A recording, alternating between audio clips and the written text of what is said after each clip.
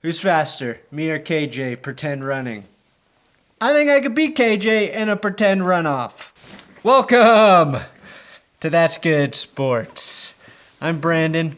Just when you think Drew Lock can't throw 4 touchdowns in one game, your wife rocks the horse cock lock sweatshirt and breaks the curse perna. Credit my wife for that Broncos win. Credit my wife for getting that horse cock to rise to the occasion. Wait, that sounds disturbing. Forget that last part. Drew Lock had a career day, 4 touchdown passes, 0 picks, and 149.5 passer rating as the Broncos beat the Panthers. In Carolina, no other franchise has been more giving to the Broncos, other than maybe the Browns and the Colts. So let's relive this glorious victory in Broncos country, 'cause they're rare. It's good sports.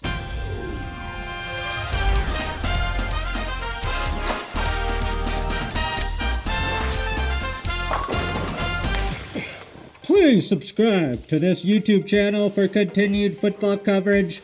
Today's episode, I'm promoting my coffee company, BenchwarmerBrew.com.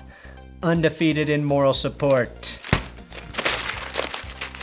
That's my personal coffee brand. I created this, and I hand roast every bean in my mind. Every order, though, that we fill at BenchwarmerBrew.com, we provide a meal for someone in need in partnership with the Faya Foundation. So, when you make an order, you're doing a good deed. And check us out on our social medias at BenchwarmerBrew. And keep sending me pics of your orders, and I do have to shout out Dottie at Pterodactyl, who ordered 26 bags of my coffee this weekend. That's a $429 order. He wanted it to be exactly $420 for obvious reasons, so we discounted him the $9. So anyone who wants that $9 discount, all you have to do is order 26 bags of my coffee.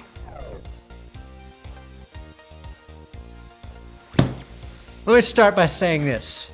This Broncos win, this whole game, weird. But it was a weird weekend for AFC West football. Drew Lock was the only AFC West quarterback to not throw an interception today. Justin Herbert did it, Derek Carr did it, and Patrick Mahomes threw 3 against the Dolphins. Smooth. The Broncos were without Garrett Bolles, their best player this season, due to foodborne illness. Starting in his place was Calvin Anderson. They started Elijah Wilkinson over DeMar Dotson at right tackle and played rookie Netane Muti at guard in place of an injured Graham Glasgow. Then Noah Fant left the game after coming down with the same illness as Garrett Bolles, and it turns out they may have eaten the same tainted pizza last night. My question is, did Panthers faithful try and poison the Broncos the same way that Utah pizza place tried to poison Michael Jordan during the NBA Finals? If so, I'm glad to see you're still pissed about Super Bowl 50, Panthers fans, because this was a dumb game to waste your poisoning on. Maybe Brandon McManus had food poisoning in his right leg because the Gooch was puking back almost all of his extra point attempts. He missed 2 and owned up to it on Twitter immediately after the game, tweeting, "Brandon McManus sucked today." And that is the only time referencing yourself in third person is appropriate. Drew Lock sucked on precisely 1 throw in this game. And it was his first throw, where he throws the ball a little too high and a little too behind Tim Patrick on a simple crossing route on 3rd and 4. Brandon Perna sucked at tweeting about Drew Lock early today. To be fair though, I've been abused by this Broncos offense relentlessly for the last 4 years. It's hard to not assume everything will go terribly wrong. How could I anticipate some magic today? Miracles are not just the titles of Christmas movies. No, they happened on the field today as God peed, aka Diontae Spencer, returned a punt for a touchdown. That is the first one for the Broncos since 2015. also the first of Spencer's career. After that glorious play, if you were feeling just a little too confident as a Broncos fan, fear not, because even miracles in Broncos country can't be fully enjoyed, like a self-achieved orgasm that occurs right when they cut back to the guy. McManus then missed the PAT after that punt return, reminding us we are living in a Groundhog Day-like simulation. 1 minute of joy must be followed by at least 1 minute of pain, and this cycle will repeat until the Broncos name a real owner. That said, number 11, returning punts for the Broncos against the Panthers, is a better pairing than the Panthers losing by 1 score this season. That's number 11, Trendin' Holiday Road, as That's Good Broncos OGs will recall. Again, there is only a balance of pain for the Broncos. Denver was driving after that punt return, and Locke took one on the chin from Jeremy Chin with a vicious sack by the Panthers. Carolina returned the fumble 53 yards down to the 3-yard line, where Denver watched their lead disappear with a Mike Davis TD and extra point that was made. Did you know things are bad when Mina Kimes is roasting your team on Twitter? I love Mina, but she never acknowledges my great tweets back to her. I've heard of Lockjaw, but Lock Chin? Question mark? Come on, Mina. How do I not get a follow for that? Judy had his biggest reception of the game, 31 yards on the next series. It was a deep ball thrown to the wrong shoulder, but Jerry Jeudy makes a great adjustment to complete the catch, and then looked over to the sideline to say, "Sorry, Matt, but this Judge Judy will never rules in your favor, nerd." Also, I hate to be a tattlebatch, but that's just sort of who I am. Somebody better tell on Matt Rule for this disgusting display of a lack of respect for a pandemic. Look at all that spittle flying out of his mouth. How dare you, Matt Rule? You know what doesn't rule? You being a super spreader. Okay, I have a confession. I love Ed Hockley's son. His dad gave us that crazy Jay Cutler win against the Chargers. And now Ed Jr., or whatever his name is, helped massively, like his dad's arms, against the Panthers. Denver was saved by a taunting penalty after Jermaine Carter Jr. made a bruising hit on Melvin Gordon, but flexed too hard in celebration. If you try and outflex a Hockley, you're gonna get flagged for threatening their masculinity. Denver also benefited from a really bad roughing call earlier in that series, and I think taunting needs to just be removed as a penalty altogether, and encouraged. The NFL could make so much money from a mic'd up segment on Showtime called Making Grown Men Cry. I want to see and hear the insults, and I want them to get worse and worse and worse the more people watch. It's like a microcosm of the real world these days. Now, Drew Lock finished the drive with an easy touchdown to Nick Vannett.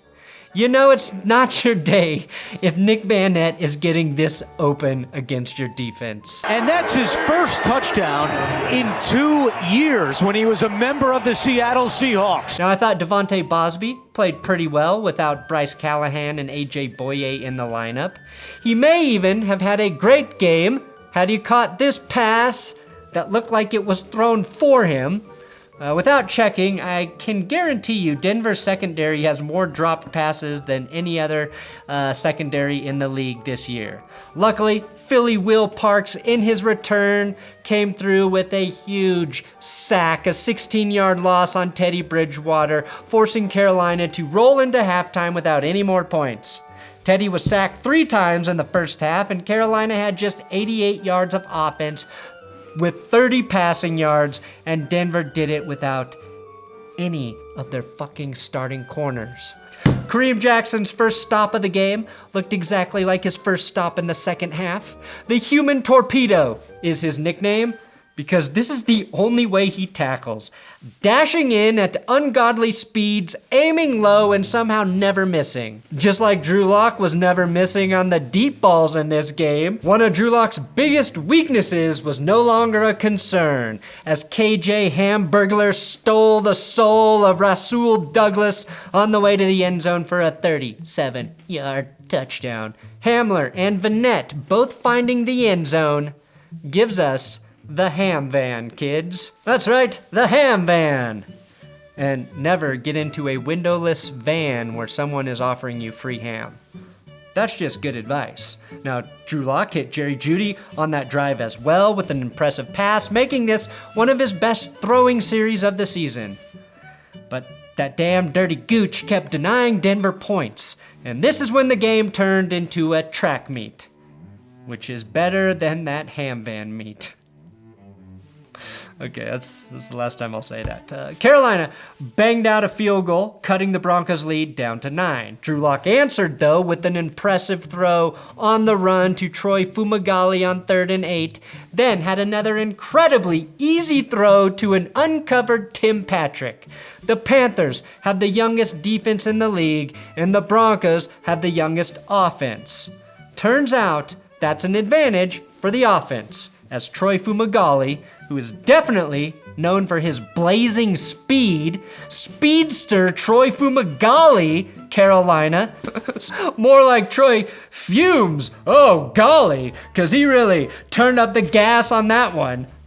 That's what defenses say every week, Carolina, about Troy Fumagalli just torching you. Tim Patrick scored his 6th touchdown of the season, but more impressively, that play by Fumagalli gave the Broncos their 4th play to go over 25 yards. That's the most they've had in one game all year. And as soon as Brandon McManus actually made a PAT, Vic Fangio elects to take that point off the board and go for 2 due to a Panthers penalty. Not only did Denver not convert, they were flagged for an illegal formation. My advice is never take points off the board, especially with a recent history of not being able to score much.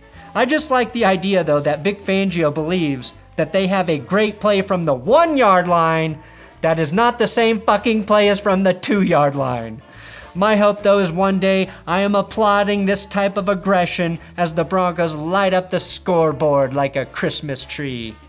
Jesus' favorite symbolic gesture in support of deforestation. Now, Teddy Bridgewater brought Carolina back from the dead with the designed quarterback draw for a touchdown. Carolina cut Denver's lead down to just 5 points.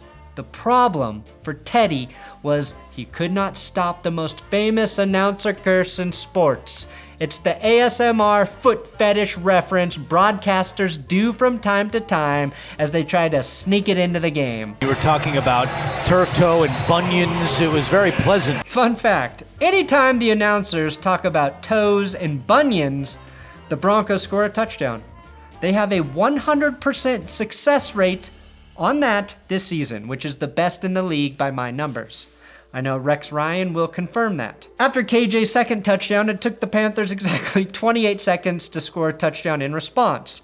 But the Broncos' 32 points were enough to hold the lead, and 4 touchdowns without any interceptions is enough to get Drew Lock the Big Dick Player Award. Yeah, he's getting it in the best and worst episode that airs every Monday here tomorrow. And yes, it's because I'm not sure if the Broncos receivers will ever be this open ever again.